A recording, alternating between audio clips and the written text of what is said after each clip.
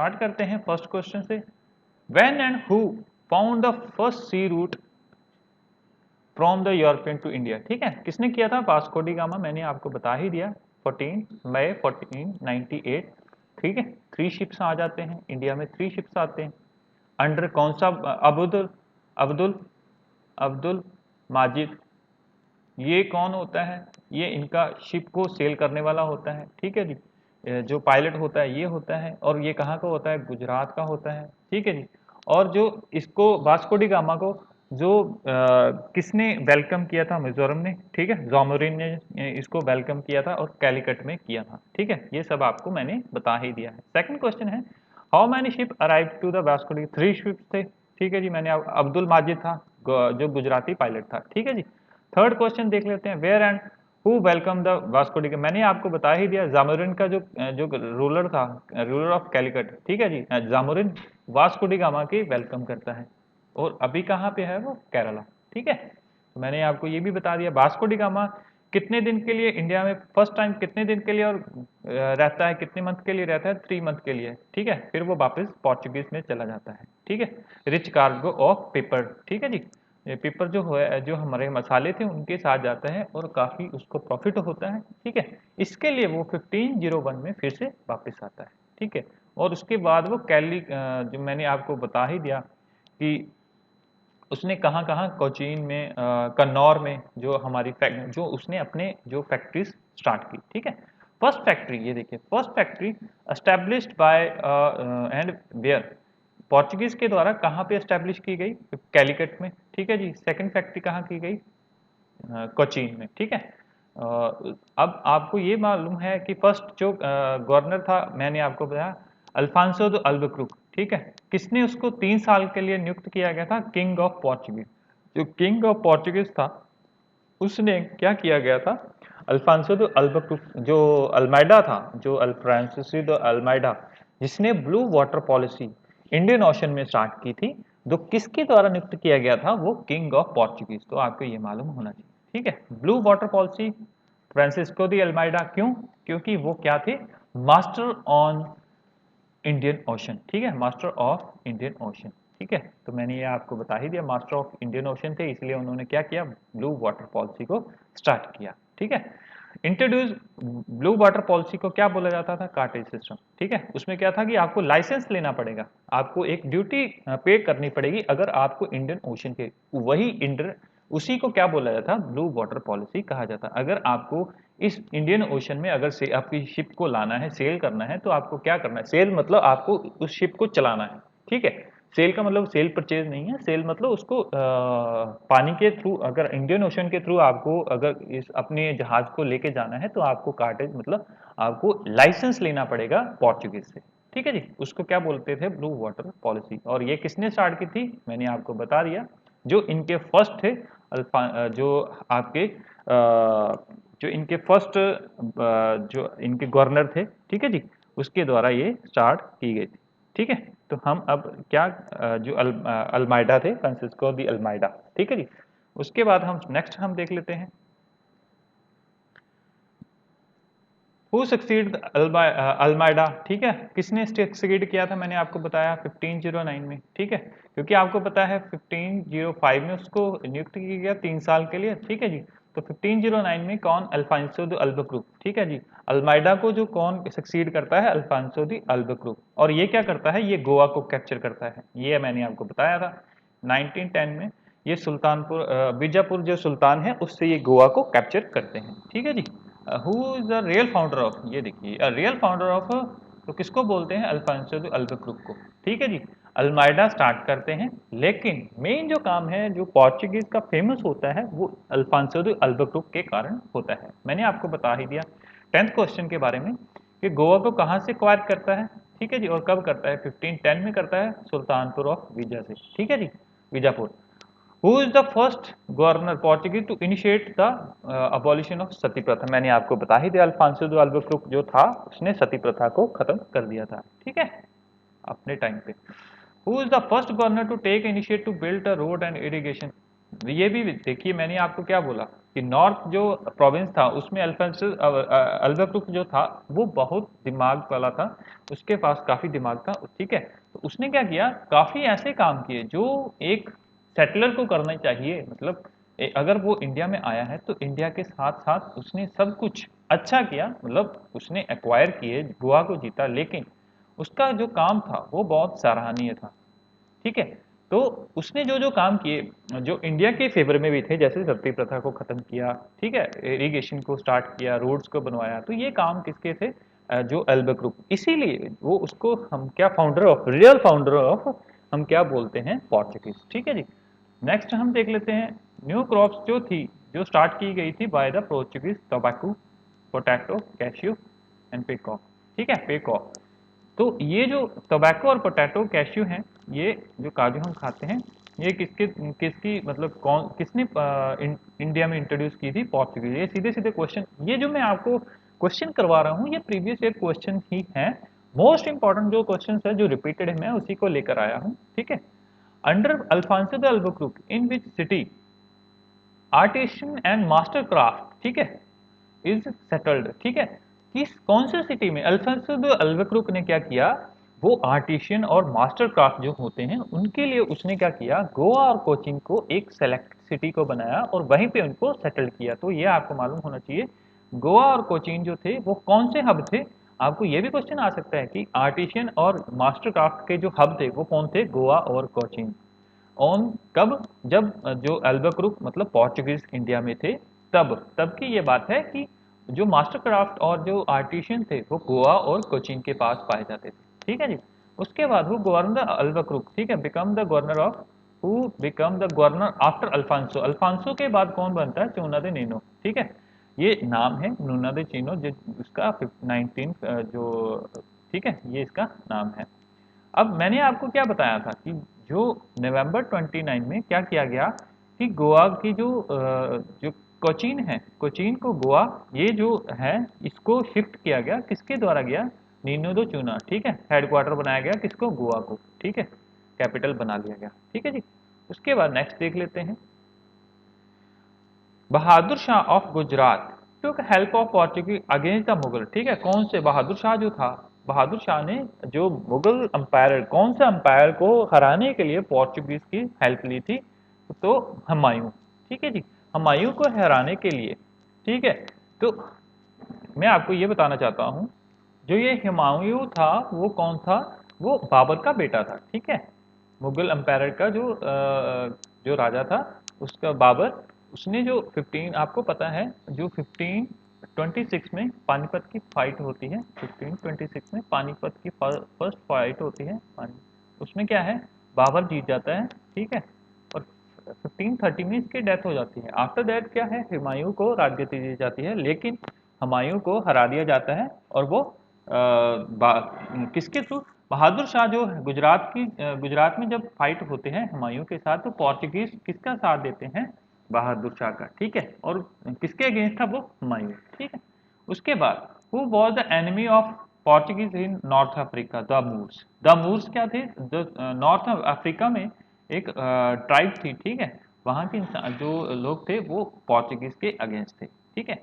उसके बाद Portuguese the prompt missionary, कौन सी मिशनरी को वो करना चाहते थे, क्रिश्चियनिटी, ठीक है, क्योंकि आपको मालूम ही है वो क्रिश्चियन धर्म से के थे, इसीलिए वो नॉन क्रिश्चियन धर्म के मतलब आपको बताया वो जो ट्रीटी हुई थी, फर्स्ट जो ट्रीटी मैंने आपको बताई टॉलस्टॉय की, वो जो 1494 को, तो उसमें क्या था, नॉन क्रिश्चियन कंट्रीज के ऊपर उन्होंने जाना था, ठीक है। तो ईस्ट की तरफ जो था वो कौन गया, जो पोर्चुगीज, ठीक है। तो वो क्रिश्चियनिटी मिशन को ही सपोर्ट करेंगे, ठीक है, और वो फैलाना चाहते हैं। उसके बाद Portuguese were the very powerful in the sea, why, because उनकी नेवी जो थी, मैंने आपको क्या, ब्लू वाटर पॉलिसी जो थी इंडियन ओशन में किसने स्टार्ट की थी, पोर्चुगीज की, ठीक है।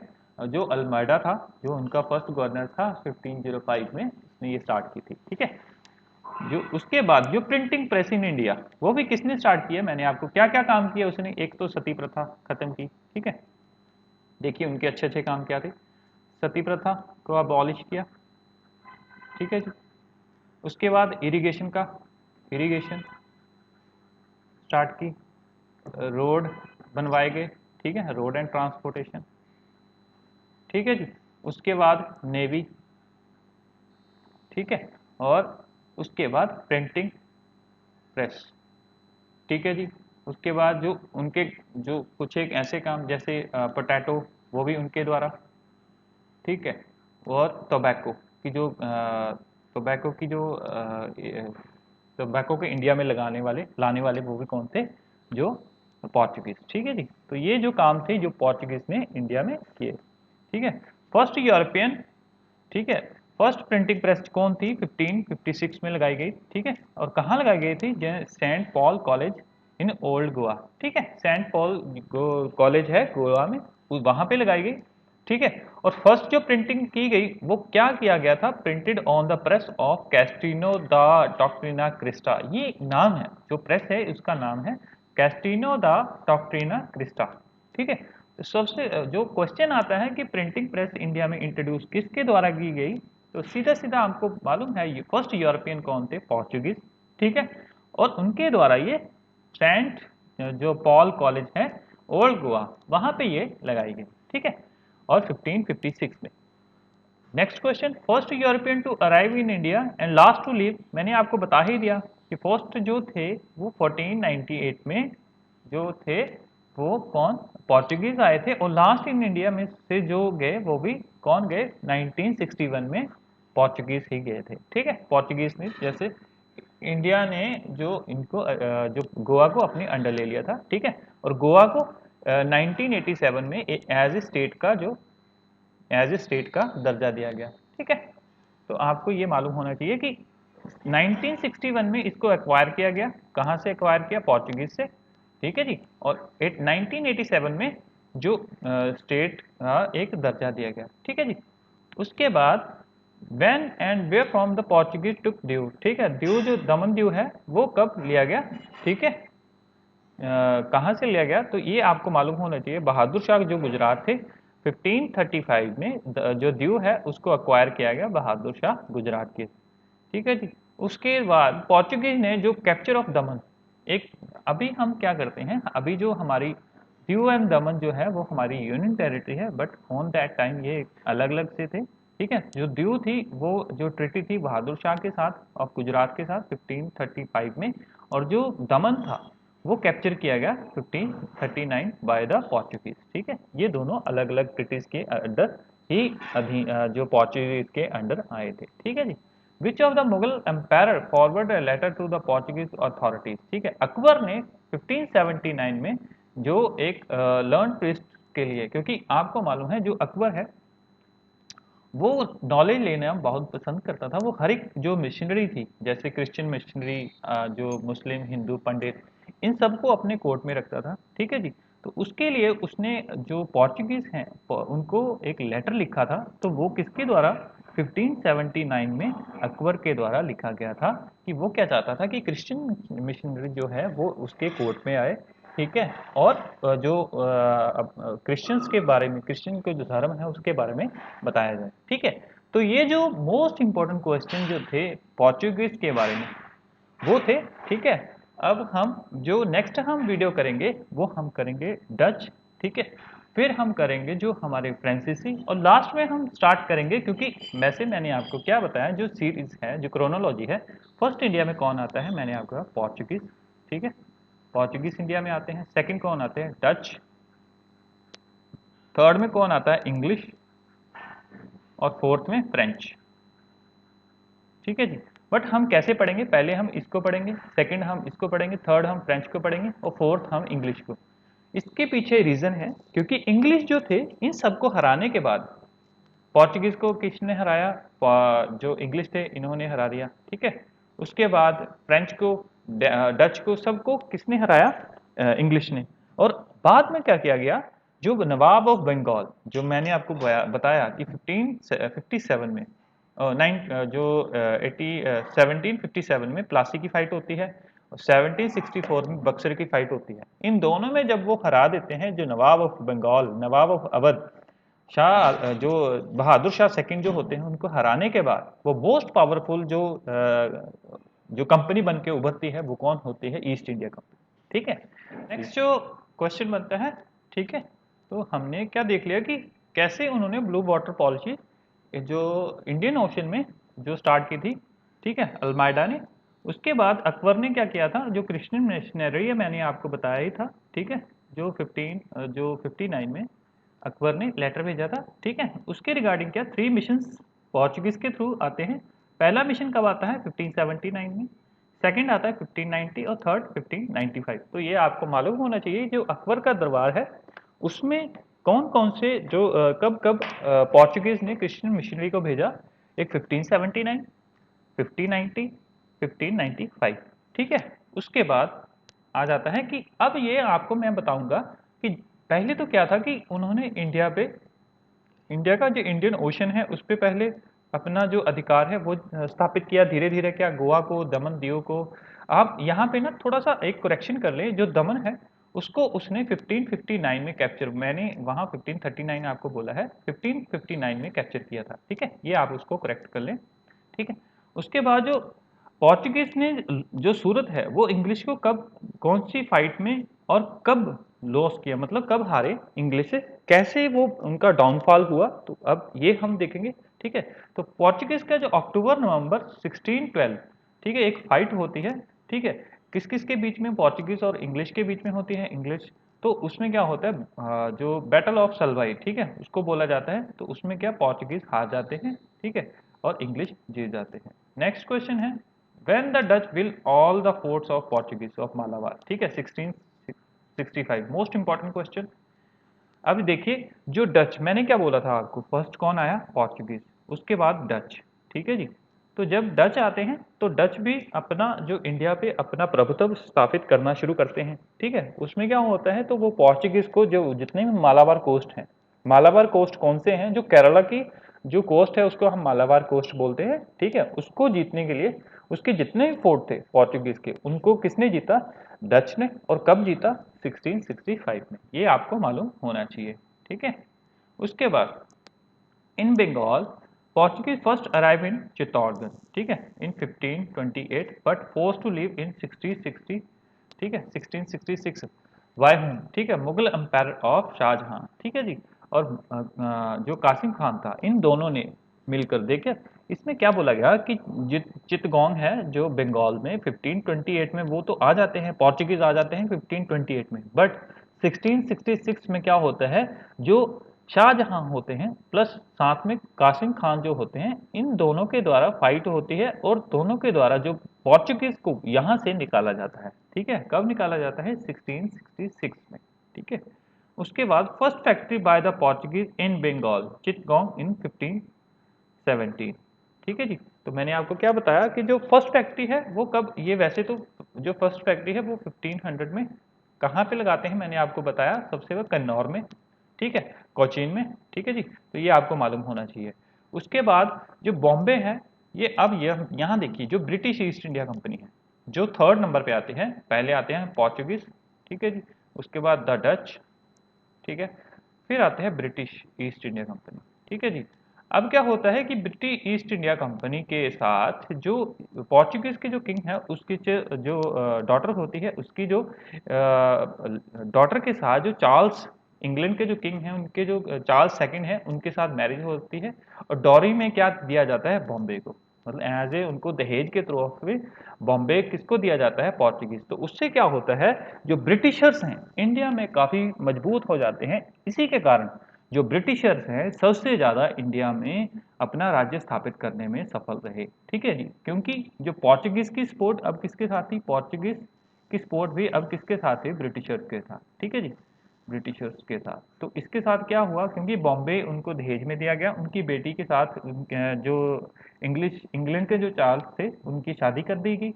इसी के कारण क्या था, जो ब्रिटिश ईस्ट इंडिया कंपनी है काफ़ी मजबूत हो जाती है। तो इसी के साथ ये जो वीडियो है यहीं पे समाप्त करते हैं, ठीक है। नेक्स्ट जो हम वीडियो करेंगे तो हम डच और जो फ्रेंच हैं उनको साथ में करेंगे, क्योंकि हम जानते हैं जो हमारी जो वीडियो है मैंने आपको क्या बताया, हम सीरियली एक चल रही हैं, ठीक है जी। इसमें क्या है, फर्स्ट हम क्या मैंने क्रोनोलॉजी आपको बता ही दी है। फर्स्ट पोर्चुगीज थे, ठीक है, पोर्चुगीज। सेकेंडली कौन आया था आपका, डच। थर्ड में कौन आया था, east India company, britisher, English.